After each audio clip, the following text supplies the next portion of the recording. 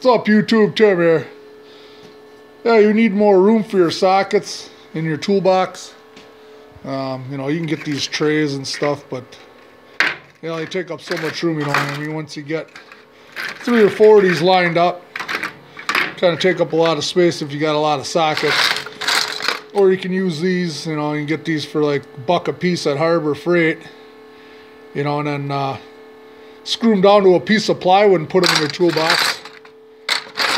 You know, but if you want to save some money and you got some time, I bought this these oak dowels. I use oak, don't use pine. You know, use the oak. You know, 1/2 inch, 3/8, 1/4 inch doweling. You know, I get like a bunch of this. You know, $8 or so. And then I got a piece of, in my case, birch plywood. It's only 1/4 inch thick, because I got some pretty deep sockets, and if I use like 1/2 inch plywood, then I'd never be able to shut the door. So what I did is laid out all my sockets, you know, on one big sheet, and then went from there. I'll show you what I got.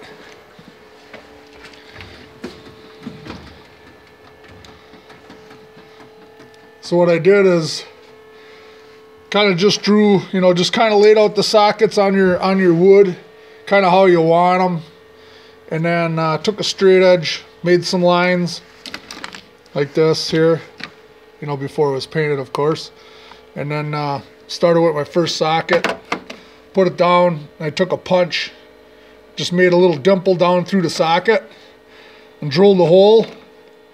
And then after I drilled the hole, well, this is a 1/2 inch turd here I cut, but then take a little glue, you know, put a glob of glue on your vise or in a cardboard or something, just gob it on there, and then bring it over and then stuff it in the hole, and make your hole, you know, a little bit shallower than 1/2 inch. So go to like the next size smaller, so you got to kind of force it in there, and then maybe got to smack it in with like a punch or something, so it sits nice and tight, and use a good wood glue and it won't come out of here.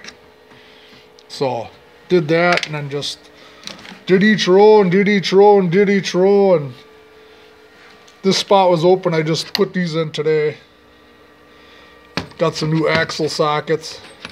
I mean, I got axle sockets and stuff, but I needed a, tells this 36. I got one in my truck, but it's good to have one in a shop too. So just went through and did all that. These ones here I just ended up, because I had these all in my ratchet drawer, so I kind of wanted to sort this out a little bit. So I just left these on these snap racks, and I just screwed them down in there instead of doing all that drilling. You could do it this way too.